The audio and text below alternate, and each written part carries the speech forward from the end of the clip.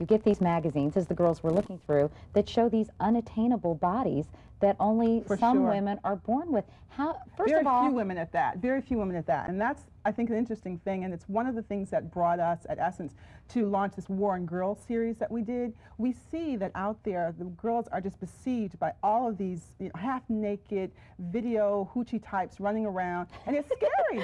Hoochie types, Lil yeah. Kim, Britney Spears, and they want to be like that. It was very troubling to us, and we thought, what can we do to remedy this? What can we do to help parents work through this with their children? And in essence, we really do present, I think, a very balanced view of women's bodies. We have a very diverse group of women's bodies. In the black community, a curvy body is more appreciated, fortunately, than it is a little bit mainstream. Yeah, why is that? I read once it's because black girls don't play with Barbie dolls as much. Is that true? I mean, I'm just curious. I don't know if that's true. I didn't play with Barbie dolls, but I know a lot of girls who did like to play with Barbie dolls. It's a cultural thing. Body image is self-image, I believe. Body image, how you feel about yourself, especially as a young woman, is how you feel about your whole being. It's self-esteem.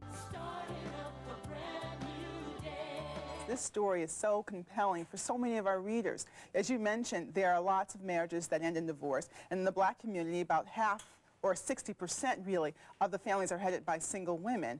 And it's wonderful to think that love will save the day, but in real life, you need skills. You suggest family meetings. People are going, oh yeah, right.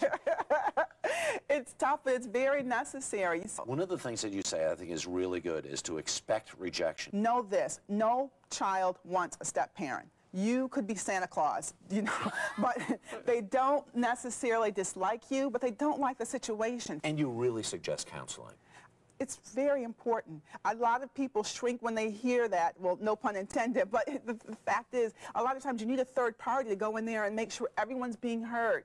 Everyone's not as willing and as free to voice their pain, and there is pain there. A step-family is a wonderful blessing, it really can be, but you have to work to make sure that everyone's happy. This is Today.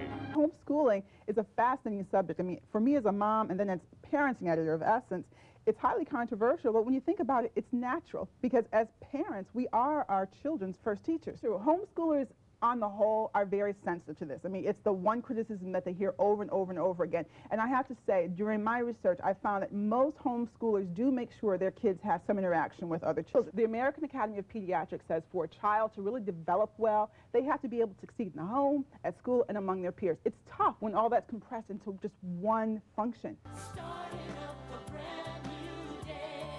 Find something, remember those things that you used to enjoy. It's hard. Remember back to when you didn't have kids and just tap into those activities. Find a way to include your kids in them. You actually found a yoga place. This place is in my hometown in Montclair, and it's wonderful because, you know, the yoga poses really are natural to babies. This is a great way to bring your kids to the theater without the fear of embarrassment. It doesn't have to be another blockbuster night. And you get to just watch a movie, and the kids can play, and if your baby cries, you're not so embarrassed because other babies are crying and acting up too. So it's great. This is Today.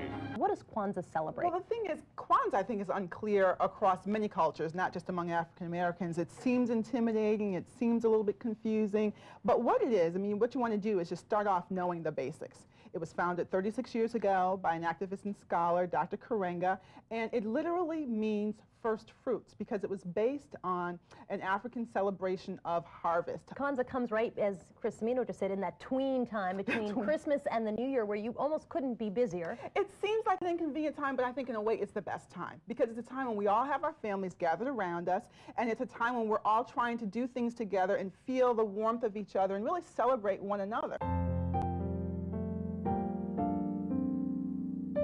Kwanzaa is not meant to replace the other holidays, Christmas or Hanukkah or Ramadan. No, not at all. As a matter of fact, I'm really glad you brought that up because Kwanzaa is a part of my culture which I think can be shared with many cultures. It crosses all kinds of ethnicities and races because the value, consciousness of the principles themselves are ones that everyone can embrace. And cooperative economics is simply the pooling of monies or resources, and the way that you can celebrate that one is by talking to your children about great African American entrepreneurs.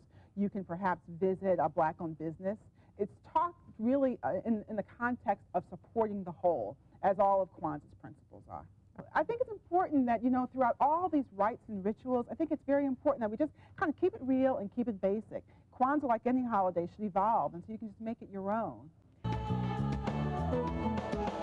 How do you get rid of that gimme mentality? Well, the way you counteract it really is that you make sure you marry it with a giving mentality. Is there such a thing as too early to start? I don't really think so. My 3-year-old is really just beginning to understand what the holidays are about. So A, I make sure that I tell her that Christmas is really the birth of Christ, because otherwise she'll just hear Santa, Santa, Santa.